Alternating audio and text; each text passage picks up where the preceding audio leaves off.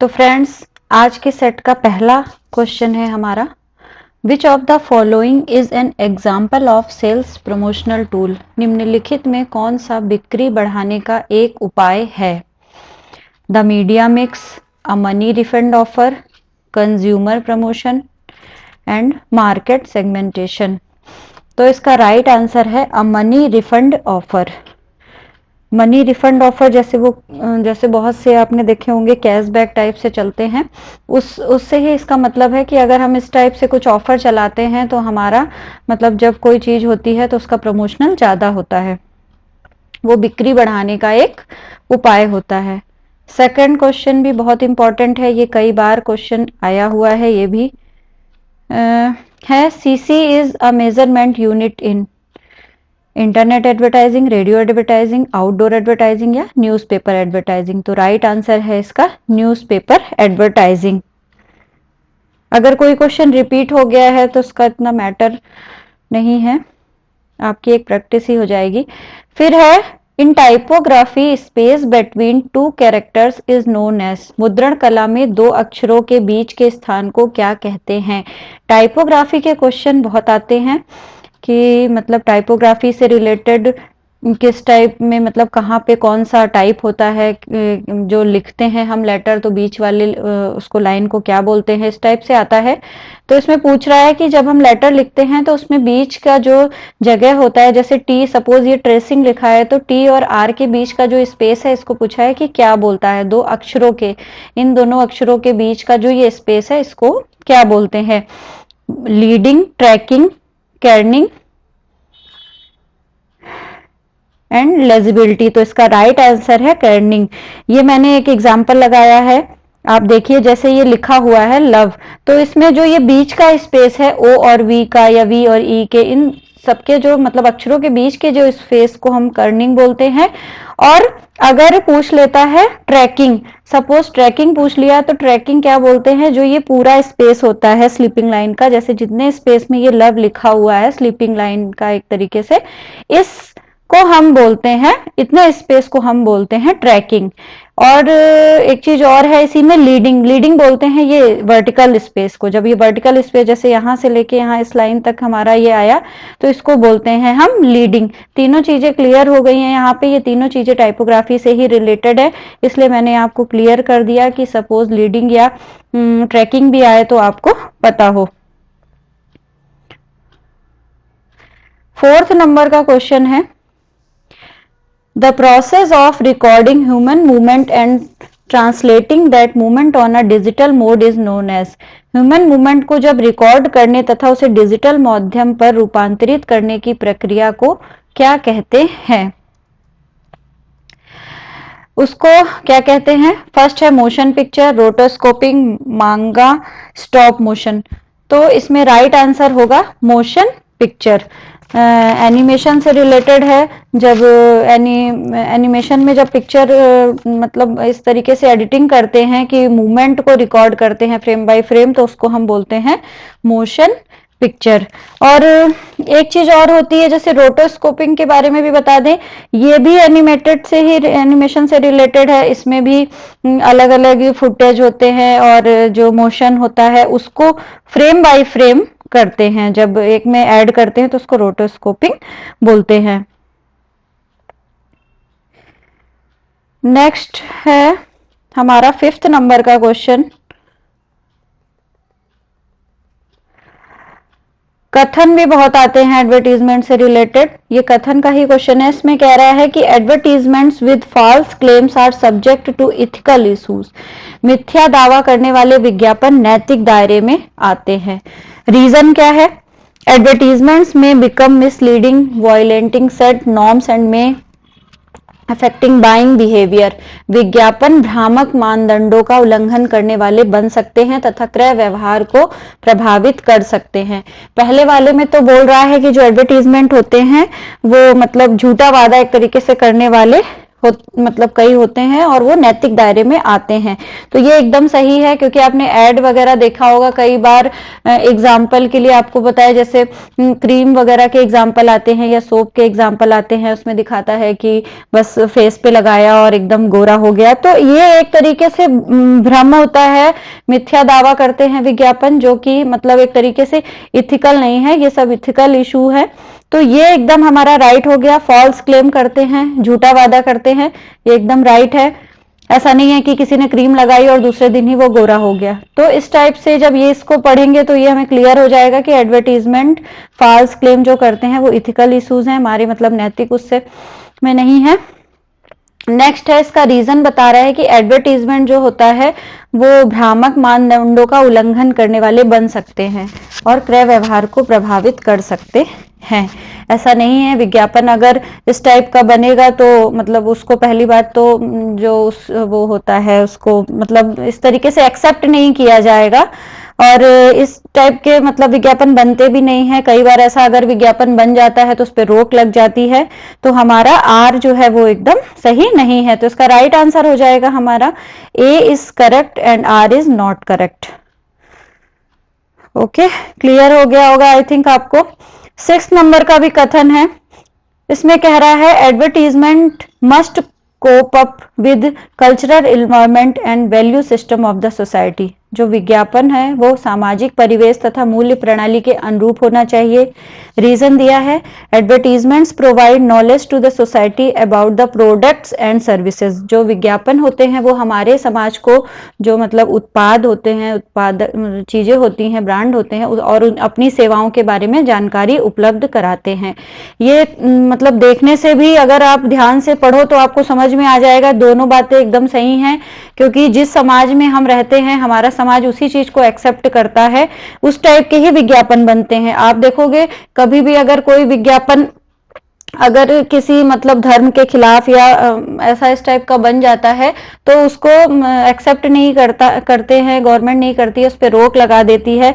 तो ये यहाँ पे कहा गया है कि विज्ञापन को जो है वो हमारा वो सामाजिक परिवेश और जो मतलब वैल्यू है उसके समाज के उसके अनुरूप होना चाहिए। एकदम सही है। और दूसरी चीज ये भी सही है कि जो विज्ञापन होता है वो समाज को जो प्रोडक्ट होती है और उसकी जो सेवाएं होती है उसके बारे में जानकारी उपलब्ध कराते हैं। एडवर्टीजमेंट का यही काम होता है। जब हम टीवी में देखते हैं किसी ऐड को तो हमें सब पता चलता है कि अच्छा ये प्रोडक्ट आया है नया, या इस चीज ये कोई सामान नया आया है। अगर किसी चीज का एडवर्टीजमेंट होगा नहीं तो समाज को पता ही नहीं चलेगा, कुछ प्रचार नहीं होगा तो किसी भी कोई भी नया सामान आ जाए या कोई भी नया प्रोडक्ट आ जाए तो हमको पता नहीं चलेगा। इसलिए दोनों बातें यहाँ पे सही हैं कि वो समाज को उत्पाद और सेवाओं के बारे में जानकारी भी उपलब्ध कराते हैं। तो राइट आंसर हो जाएगा A and R both are correct. 7 number का क्वेश्चन है, सीक्वेंस मिलाने के भी क्वेश्चन आते हैं। इसमें है select the correct sequence of execution, मतलब कार्य जो होता है उसमें एनिमेशन में उससे रिलेटेड पूछा है यहाँ पे क्वेश्चन। पहला है animatics, storyboarding, editing and scripting. फिर सेकंड नंबर पे बोल रहा है कि स्टोरी बोर्डिंग पहले होता है, एडिटिंग होती है, स्क्रिप्टिंग होती है या एनिमेटिक्स होती है। थर्ड नंबर पे बोल रहा है scripting, story boarding, animatics and editing. तो इसका राइट आंसर है ये सी वाला। सबसे पहले स्क्रिप्ट लिखी जाती है, फिर उसका स्टोरी बोर्डिंग मतलब एक उसमें पूरे उसका ड्रॉ करके जो भी स्क्रिप्ट होती है उसको पूरा ड्रॉ करके डिजाइन करके पूरा लेआउट बनाया जाता है। फिर उसको एनिमेटेड किया जाता है रफ उस पे, और फिर उसके बाद उसकी फाइनल एडिटिंग होती है। तो राइट आंसर है यहाँ पे हमारा C, scripting, story boarding, animating and editing. ये ए वाला और बी वाला आप क्लियर पहले ही है कि एनिमेटिंग सबसे पहले एनिमेटिंग नहीं हो सकती, सबसे पहले तो किसी भी चीज की स्क्रिप्ट लिखी जाती है। तो ये तो सबसे पहले आ गया कि स्क्रिप्ट तो होनी ही होनी है। और एडिटिंग सबसे लास्ट में होगी क्योंकि उसके पहले हमारा एनिमेटेड हम बनाएंगे कोई चीज को, उसके बाद हम किसी चीज की एडिटिंग करेंगे। पहले कैसे कर सकते हैं एडिटिंग जब तक हमने कुछ बनाया नहीं है। 8th नंबर का है क्वेश्चन, ये भी सीक्वेंस का है। ये भी कह रहा है कि select the correct sequence of stages of a layout. Rough, comprehensive, semi comprehensive या आर्ट वर्क। ये हमने इंग्लिश में ही यहाँ पे लिख रखा है, क्योंकि आप हिंदी में भी देखोगे तो आपको सेम यही लिखा मिलेगा वहां पे। तो इसका राइट आंसर है कि सबसे पहले एक रफ बनाते हैं, फिर सेमी कॉम्प्रिहेंसिव मतलब एक पूरा लेखा जोखा बनाते हैं उसमें। सेमी कॉम्प्रिहेंसिव मतलब एक सेमी का मतलब होता है एक तरीके से आधा या सेमी सर्किल जैसे बोलते हैं ना, अर्ध, उस तरीके से। कॉम्प्रिहेंसिव मतलब होता है व्यापक, एक बहुत बड़ा क्षेत्र। अगर हम कोई काम कर रहे हैं तो पहले हम उसका एक रफ लेआउट बनाते हैं, फिर उसके बाद हम पूरी चीजें कवर कर लेते हैं, मीडिया से रिलेटेड, अपने स्क्रिप्ट से रिलेटेड या एडिटिंग से रिलेटेड, और फिर उसके बाद उसको मतलब एक दूसरा रूप देते हैं कॉम्प्रिहेंसिव, फिर एक फाइनल कॉम्प्रिहेंसिव और बनाते हैं। देन उसके बाद हम अपना आर्ट वर्क स्टार्ट करते हैं। 9th नंबर का है क्वेश्चन मैचिंग का। मैचिंग के भी क्वेश्चन आते हैं। इसमें सबसे पहले पूछ रहा है मारियो मिरांडा। मारियो मिरांडा जो कि कार्टूनिस्ट हैं। ए नंबर का तो एकदम क्लियर हो गया कि 3 से मैच करेगा। सेकंड नंबर का है हुमायूं व्यारवाला, और सी नंबर पे है मिकी पटेल और सुदर्शन धीर। सुदर्शन धीर तो क्लियर हो गया, ग्राफिक डिजाइनर हैं, और मिकी पटेल हैं हमारे इलस्ट्रेटर, तो क्लियर हो गया। और ये जो लास्ट बचा हुमायूं व्यारवाला, ये हो गया फोटो जर्नलिस्ट। ठीक है, तो इसका राइट आंसर हो गया हमारा 3142। ओके, फिर है मैचिंग। इसमें पूछ रहा है ट्रांजिस्ट, टेलीविजन, डायरेक्ट मेल और पॉइंट ऑफ परचेज। ट्रांजिस्ट तो मैं बता दूं ये आउटडोर मीडिया से रिलेटेड है, जैसे एक तरीके से इसके नाम से भी क्लियर हो रहा है। ये ट्रांजिस्ट होता है ट्रांसपोर्ट रिलेटेड, मतलब जो होते हैं व्हीकल्स उनमें जो ऐड होते हैं उसको उसके अंतर्गत आता है। तो ये हो गया हमारा आउटडोर मीडिया ट्रांजिस्ट में। टेलीविजन हमारा हो गया इंडोर मीडिया, और डायरेक्ट मेल हो गया हमारा बाई मेल, और पॉइंट ऑफ परचेज हो गया हमारा हैंगिंग। हैंगिंग मीन्स मतलब जो मैंने पहले आपको बताया रखा है इसके बारे में कि एक जो टैग टाइप के होते हैं, और पॉइंट ऑफ परचेज जहां हम सामान खरीद रहे होते हैं वहां पे जो प्रचार के लिए चीजें लगाई जाती हैं उसको बोलते हैं पॉइंट ऑफ परचेज। फिर 11th नंबर का क्वेश्चन है Which was the first newspaper published in India? India में जो पहला न्यूज़पेपर पब्लिश हुआ था वो कौन सा था? तो इसका राइट आंसर है हमारा बंगाल गैजेट। 12th नंबर का क्वेश्चन है in which year the copyright act came into force. Copyright act के बारे में पूछा है, किस साल हुआ था? सबसे पहले 1957 में। फिर है promotion is persuasive communication to sell all except. निम्नलिखित में से किसके अतिरिक्त सभी का विक्रय करने के लिए प्रमोशन एक प्रेरित करने वाला संप्रेषण है?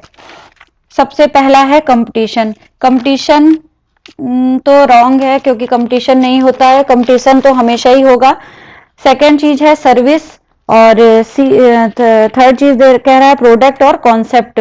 तो इसको हम दूसरी तरीके से समझते हैं कि जब हम कोई चीज मतलब विक्रय कर रहे हैं तो कंपटीशन तो होना ही होना है। किस 3 चीजें जो हैं इसको क्लियर कर लेंगे तो अपने आप हमें आंसर क्लियर हो जाएगा। सर्विस सपोज जैसे हम जो कैब वगैरह लेते हैं जैसे उबर वगैरह की, तो वो अपनी सर्विसेज देते हैं। ठीक है।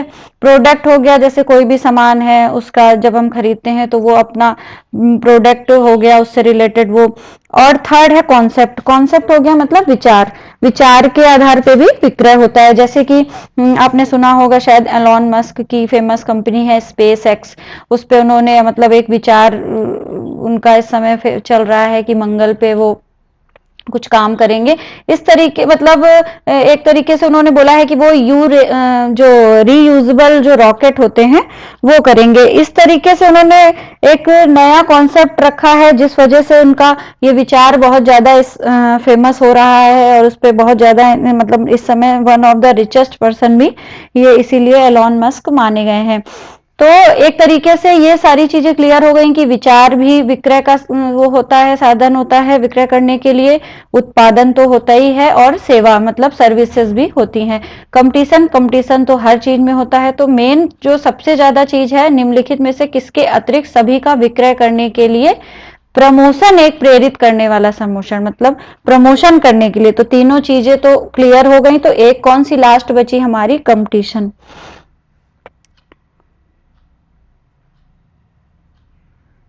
14th नंबर का क्वेश्चन है, वन एडवांटेज पब्लिसिटी में इंजॉय ओवर एडवर्टाइजिंग।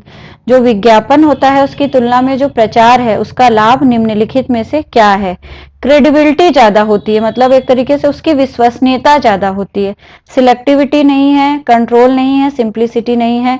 अगर हम टीवी पे और कहीं ऐड देखते हैं तो उतना हमको फर्क नहीं पड़ता है। कई बार जैसे हमें कोई, हमारा ही कोई मतलब रिलेटिव या हमारा कोई जान पहचान वाला हमसे अगर किसी चीज के बारे में बताता है कि नहीं ये चीज बहुत अच्छी है या ये मैंने यूज किया है, तो कई बार उस चीज की विश्वसनीयता ज्यादा हो जाती है, उस चीज पे हम ज्यादा ट्रस्ट करते हैं। तो इसलिए कहा गया है कि जो विज्ञापन है उसकी तुलना में जो प्रचार होता है, एक तरीके से ये प्रचार हो गया, उसका लाभ कई बार ज्यादा होता है विश्वसनीयता की वजह से।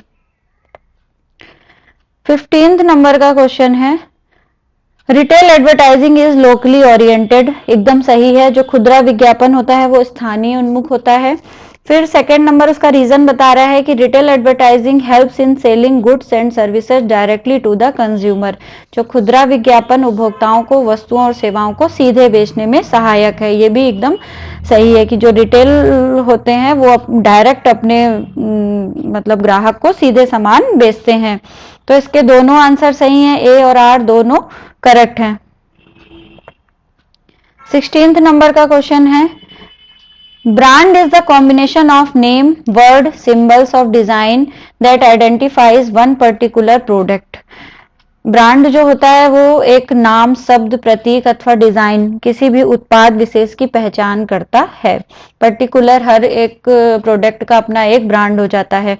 फिर है रीजन है, branding helps differentiating one product from other competing products. Brand किसी उत्पाद की अन्य उत्पादों से भिन्नता प्रदर्शित करने में सहायता करता है। इसमें ए वाला तो एकदम करेक्ट है, क्योंकि जो ब्रांड होता है वो नेम, वर्ड, सिंबल और डिजाइन सब कुछ आइडेंटिफाई करता है। A is correct, but are को नॉट करेक्ट, मतलब आर सही नहीं माना गया है, क्योंकि जो मेन उत्पाद होता है, इसमें बोल रहा है ना उत्पाद, इस कई बार हमको थोड़ा सा ध्यान रख के पढ़ना पड़ता है। अगर एक नजर में देखें तो हमें कई बार ये आंसर सही लगेगा कि नहीं आर भी सही है, बट अगर हम इसको थोड़ा सा ध्यान देके देखें तो हमें क्लियर होता है कि वो बोल रहा है कि ब्रांड किसी उत्पाद, मतलब जो मेन चीज होती है उसमें भिन्नता प्रदर्शित करने में सहायता होता है। ऐसा नहीं होता है, सपोज आप अगर कहीं पिज्जा खरीदते हैं या बर्गर खरीदते हैं तो उसका ब्रांड तो अलग हो जाता है, बट पिज्जा या बर्गर जो होता है वो तो उसका बेस एक ही रहेगा, उसका उत्पाद भिन्न नहीं होगा। तो इसका राइट आंसर है A is correct and R is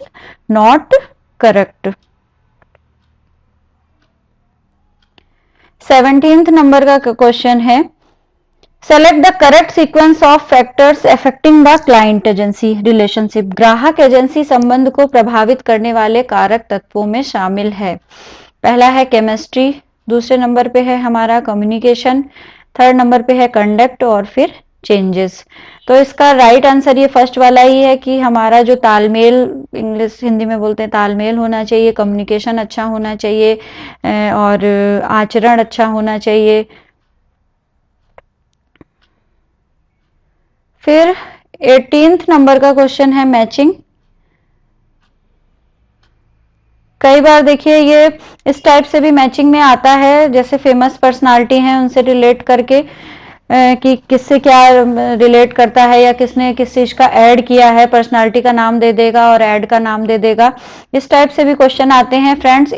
अब मैं ये जो क्वेश्चन सेट करा रही हूँ इसके साथ ही मैं आपको अभी कुछ ऐसे क्वेश्चन भी करा दूंगी जिसमें आपको फेमस ब्रांड, कंपनी और लोगो, किसने क्या डिजाइन किया, इस टाइप के भी मैं आपको अब क्वेश्चन कराऊंगी। तो पहला है इसमें डोनेट आइज, सबको पता होगा ऐश्वर्या राय से रिलेटेड है। Pulse polio and polio Amitabh Bachchan से है। Be a vegetarian Maneka Gandhi and Atithi Devo भव आमिर खान। तो इसका राइट आंसर है ए वाला।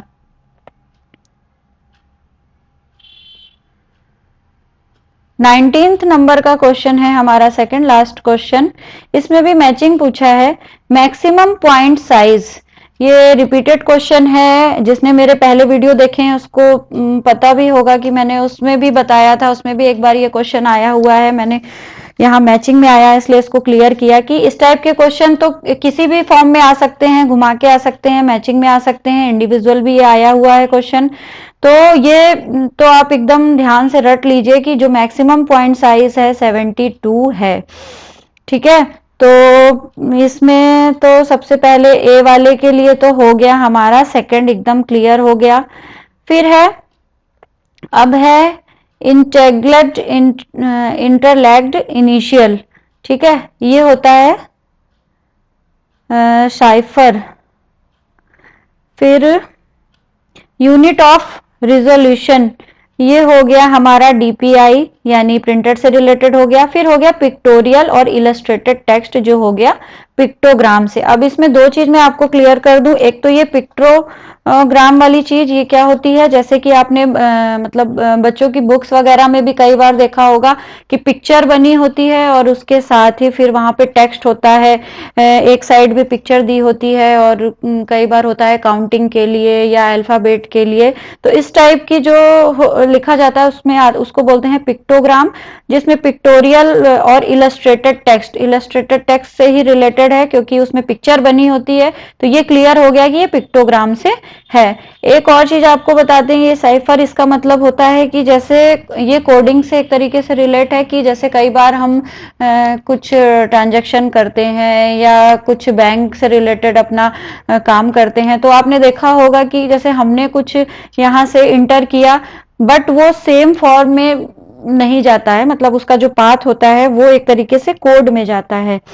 तो मतलब एज इट इज अगर जाएगा तो उसमें बहुत सी मतलब सिक्योरिटी वाइज ये सेफ नहीं होता है। तो ये एक तरीके से कोड से रिलेटेड होता है। साइफर मीन्स यही होता है कि वो एक कोडिंग टाइप की होती है जिसमें कोड वर्ड होते हैं, वो एग्जैक्टली क्लियर नहीं होता है कि वो क्या है। ठीक है, तो ये हो गया हमारा, इसका राइट आंसर हो गया डी वाला। फिर है 20 नंबर का क्वेश्चन है हमारा, name a graphic image editing programme introduced by adobe. तो इसका राइट आंसर है एडोब फोटोशॉप। तो फ्रेंड्स आज के थे हमारे ये 20 क्वेश्चन। अब नेक्स्ट में मैं फिर आपको 20 क्वेश्चन और ऐसे ही कराऊंगी जिससे आपकी प्रैक्टिस होती रहेगी, आपको खुद भी क्लियर हो रहा है चीजें कि कई बार क्वेश्चन रिपीटेड आता है या उसके आसपास का ही आता है, टाइपोग्राफी से रिलेटेड, एनिमेशन से रिलेटेड या डिजाइनर से रिलेटेड, लोगो से रिलेटेड। इन क्वेश्चन के अलावा भी मैं अब वीडियो बना रही हूँ जिसमें मैं आपको ब्रांडिंग से रिलेटेड, फेमस पर्सनालिटी से रिलेटेड, टैग लाइन से रिलेटेड, जो फेमस चीजें हैं जिसको आप एक बार रीडिंग लगा लोगे तो आपके लिए एग्जाम के लिए प्रैक्टिस हो जाएगी।